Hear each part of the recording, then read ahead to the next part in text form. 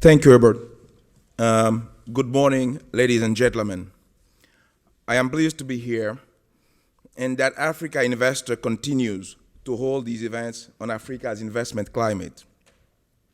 IFC, MIGA, and the World Bank are proud to be associated with the effort to bring more focus on the investment climate in Africa. So we can come together around the annual meetings to consider how much Africa has achieved and how much more promise the continent holds. If it continues on the path of helping investors put capital into markets where it can be put to productive use, deliver significant returns on investment, and help lift millions of people out of poverty. Africa is turning heads around the world. African economies where sound policies and improving governance have taken hold are reaping great dividends that are improving lives. The value of an improved investment climate is not a theoretical concept to us at IFC. We see the impact of investment climate reforms in our investment decision-making and in the impact on economic performance of Sub-Saharan countries. When I talk about it, is not theoretical for us. What you may know or not know, that we started our work on investment climate reforms in Africa about 10 years ago, at least to be very active, say in 2003. That particular year, our investment on the continent was $140 million. Last year, 2013, 10 years later, IFC's investment in Africa was $5.3 billion. And this is not by coincidence. Of course, investment climate is not the only part of it, but it's part of what has happened into the continent. The investment climate reforms, along with, as I mentioned earlier, good governance and improved macroeconomic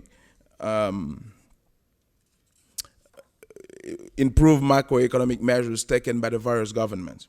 The $5.3 billion in new investment that we didn't do it alone. Again, another proof of how we have been able to attract others into Africa. Indeed, out of that $5.3 billion, $1.8 billion was mobilized from other investors. We invested in more than 130 projects across 34 countries. We expanded our advisory services business from under $60 million 2 years ago to $65 million last year. Through these investments in advisory, we were able to support infrastructure, health, agribusiness, and a range of activities in conflict-affected states. And we helped Africa's entrepreneurs gain access to finance. IFC's record investments demonstrate the impact of the positive trends on the continent. Africa has been growing at around 5% for more than a decade now. This is a result of African governments being more willing than their predecessors to undertake the reforms needed to spur economic growth and support the private sector. Political and macroeconomic stability has been supported by actions by governments to free up markets, privatizing state-owned enterprises, reducing trade barriers, cutting corporate taxes, and strengthening legal and regulatory systems. A study by McKinsey found that strong reformers of credit, labor, business regulation, and trade policies grew 2.1% per year more than those that did not engage in comprehensive reforms. Supporting governments in generating such reform-driven growth is the focus of IFC's Africa's efforts. The World Bank Group's Investment Climate Africa team registered its highest reform count in fiscal year 13, generating 64 investment climate reforms in 26 countries. Many of these reforms relate to the World Bank Group's Doing Business Index, with business entry continuing to be the area that generates the greatest interest and reform result. Many countries in Sub-Saharan Africa have made strong advances on doing business, and the continent is also moving forward across a wider set of competitiveness measures, such as those measured by the World Economic Forum's Global Competitiveness Index. Since 2006, countries in Sub-Saharan Africa have advanced further on both doing business and the Global Competitiveness Index than the global average, making similar gains as Eastern Europe and Central Asian economies, and greater gains as a group than Latin America, the Middle East and North Africa, and advanced economies.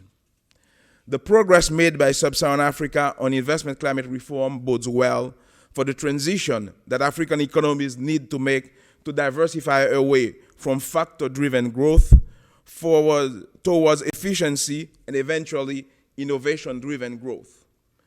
This progress is also important to encourage the development of local firms, to meet the needs of Africa's rapidly rising middle class, and provide jobs for the continent's young people, so that Africa's population growth is indeed a democratic dividend and not a burden.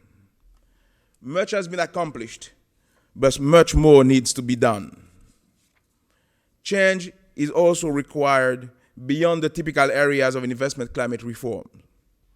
For example, Africa must continue to close its infrastructure deficit and build its human capital base.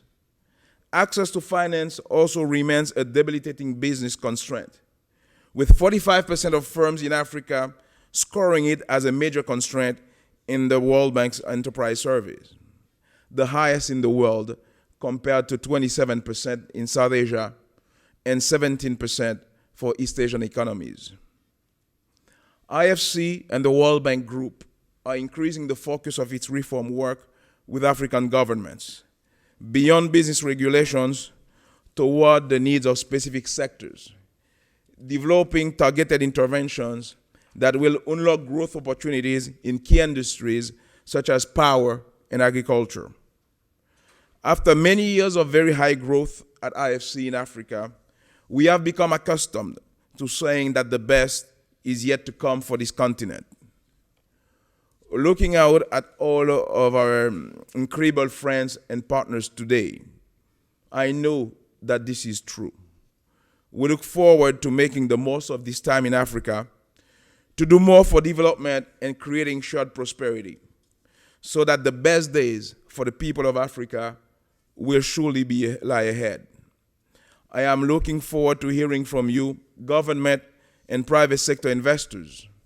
What has been your concrete experience of the impact on investment climate reforms, and to discussing what remains to be done. McKinsey told us in a report a few years ago that lions are on the move. Let's talk about some of the tough but worthwhile issues today. And let's make sure that not only they are moving, but actually they are speeding and rushing, because there is indeed a sense of urgency. Thank you. Doing business in Africa. You can't afford to be without Africa Investor.